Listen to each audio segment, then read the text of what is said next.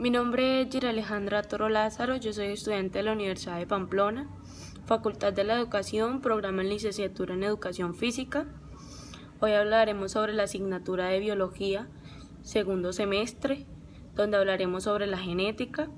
La genética, según Mendel, se basó en los estudios de las proporciones en las que se heredan las características de los individuos. Mendel nos hablaba de tres leyes, que la primera era la principios de la uniformidad, la segunda principios de la segregación y la tercera era los principios de la transmisión independiente. La primera ley hablaba de que era un cruce puro, que era AA, podría ser mayúscula dominante, o AA, que era un cruce puro recesivo. En el momento de hacer el cruce, iban a dar siempre del mismo. La segunda es la de segregación, donde ya él encuentra que los dos son heterocigotos. Heterocigotos, A mayúscula, A minúscula, A minúscula y A mayúscula. Entonces él nos hablaba en el momento de hacer el cruce de que cuando se realizaba podría...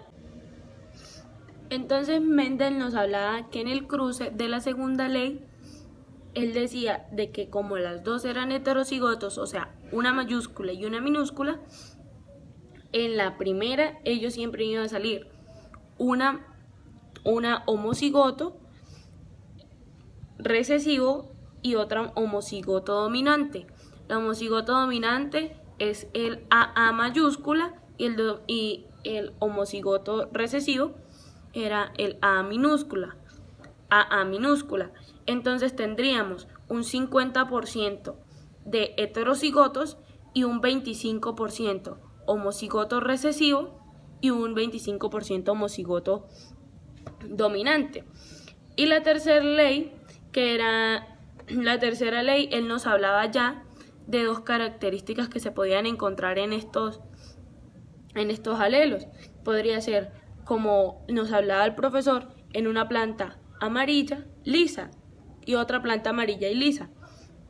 En el momento de realizar el cruce, se iban a encontrar variaciones, donde ya no iban a estar totalmente amarillas y lisas porque eran iguales, no, sino que ya encontraban diferencias en su forma y en su característica. Entonces nosotros en el momento de hacer el cruce nos dábamos cuenta que el profesor nos explicaba de que si había un AA y un AA heterocigoto y un BB heterocigoto de igual forma, uno mayúscula y una minúscula, porque uno era heredado, podría ser de la madre, el recesivo. Entonces él nos explicaba que si las dos eran de la misma fórmula, A mayúscula, A minúscula, B mayúscula, B minúscula, recordemos que en esta ley el profesor nos hablaba de que ya habían dos características, como lo era el color y la forma de la semilla. Entonces, en el momento de nosotros cruzarlas, teníamos que tener en cuenta, como la otra también era de la misma característica, el fenotipo era igual, entonces iba A mayúscula con A mayúscula. Después iba A mayúscula con B minúscula. Y así iba realizando el cruce. En el momento quedaba A mayúscula, B minúscula, A mayúscula, B, A minúscula, B mayúscula, A minúscula y B mayúscula.